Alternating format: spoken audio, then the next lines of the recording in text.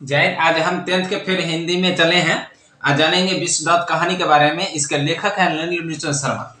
इसके लेखक कौन है? नलिनी बलोचन शर्मा। इनके परिचय जान लेते हैं। इनका जन्म हुआ था 18 फरवरी 1916 ईस्वी का। कहाँ हुआ था? तो पटना के बदरघाट में हुआ था।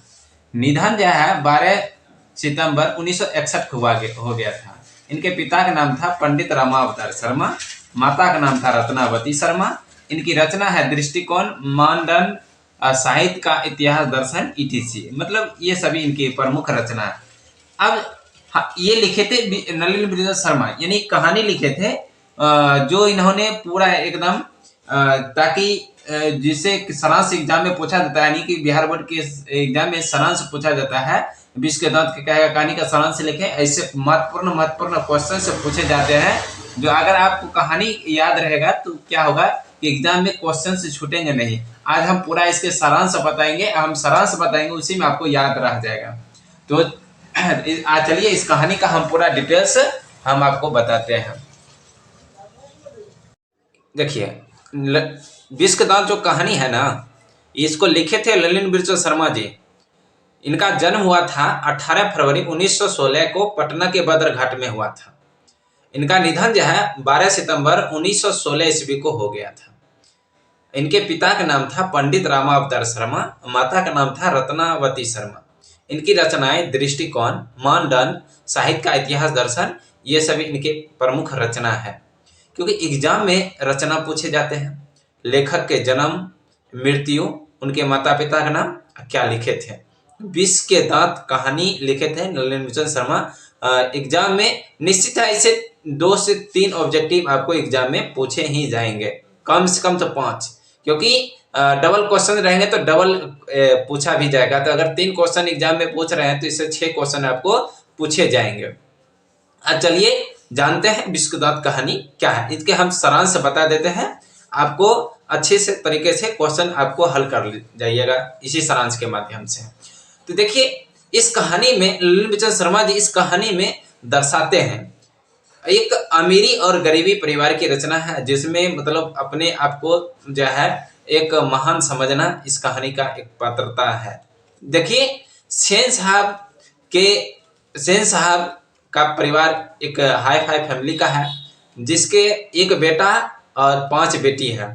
बेटा का नाम कासू है। इसको खोखा खोखी भी बोलना, मतलब खोखा खोखी ये भाषा है वहाँ का।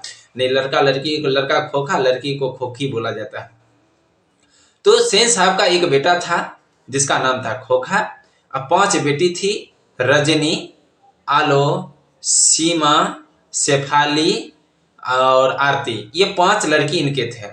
इनके घर में जो है एक नौकर भी था, यानी जिसको हम किरानी बोलते हैं। पूछेगा कि सेन साहब के यहाँ किरानी कौन था, तो गिरधर लाल, यानी कि नौकर कौन था? गिरधर लाल।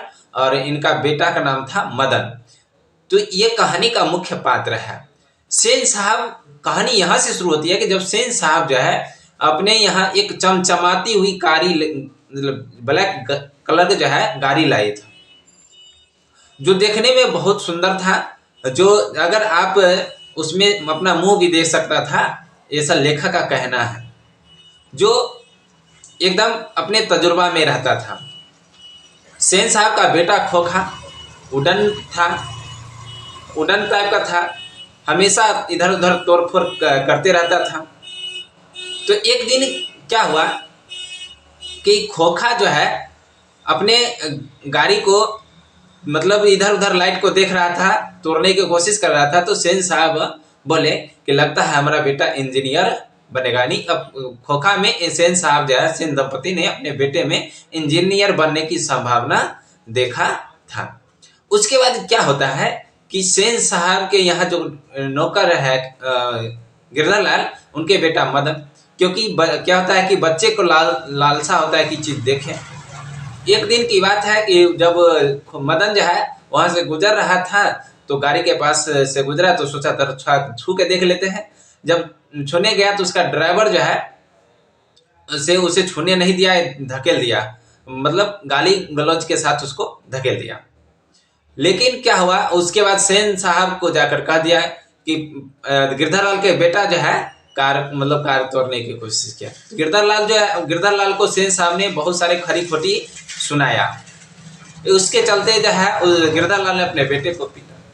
क्योंकि कहावत है कि मदन के लिए जो है ना पीटना मतलब पिटाई खाना एक आम बात हो गया था, क्योंकि कुछ बात पर गिरधर लाल पीट दिया करते थे। उसका बदला जो है सेन मतलब उसके बेटा खोखा से लेना हमेशा चाहता था मदन।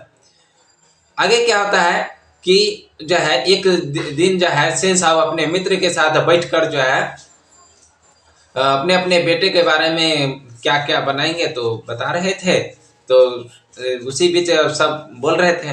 तो जो है पत्रकार महोदय जो है बोल रहे थे, इसके दोस्त एक पत्रकार महोदय भी थे, वो बोल रहे थे हम अपने बेटे को हम अपने हिसाब से चाहेगा तो पत्रकार बनाएंगे, नहीं अगर उसका मन होगा दूसरा और चीज बनना है तो बनेगा। उसी बीच में खोखा ने गाड़ी का चक्का पास कर दिया था पत्रकार महोदय को।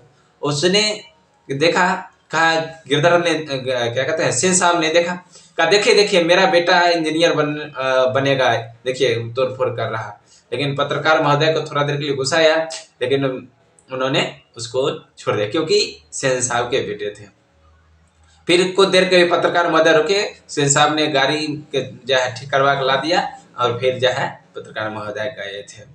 उसके बाद जो है मदन जो है उसको गुस्सा चढ़ा था और इधर गिरधर लाल को भी गुस्सा चढ़ा था। एक दिन गली में जो है मदन लट्टू नचा रहा था, तो उसी बीच खोखा पहुंच गया और जो है लट्टू मतलब कहा कि हमको भी नचाने दो। मदन को मन हो गया कि इसको नचाने नहीं देंगे और उसको नचाने के लिए नहीं दिया। उस पर दोनों झगड़ पड़े, जैसे मानो हंस और कौवे की जमात हो गया हो। और मदन ने गुस्से में आकर जो है क्या खोखा को दांत तोड़ दिया दे फेट से। उसके बाद जो है जब दांत तोड़ दिया तो मदन डर गया कि आज जाएंगे घर तो हमको पिटाई लगेगा। भर दिन जो है घर नहीं आया। रात कुछ समय में जब घर आया तो चुपके से सोचा कि जाता हूँ सो जाएंगे। लेकिन जैसे ही घर में प्रवेश कर लिया चुपके से, मानो कि जैसे कि कुछ छुए बिना जा रहा हो, तो क्या हुआ कि उसका जो है ना पैर जो है टकरा गया। टकराने से बर्तन धनमनाया तो उसके पिता जग गए। मदन अब सोचा कि हमको अब पिटाई पड़ जाएगा, लेकिन ऐसा नहीं हुआ, उसके विपरीत हुआ। उसके पिता जो है अपने बेटे को गले से लगा लिया, बोला कि जो हम नहीं कर पाए तुम कर दिया, हमारा बदला अपमान का बदला तुमने ले लिया, और उसे अपने सीने से लगाकर सहलाए। यही कहानी का मुख्य बात है। जो आप अगर पूछे तो मतलब सारांश के बारे में तो यही लिख दीजिएगा। मिलेंगे अगले वीडियो में।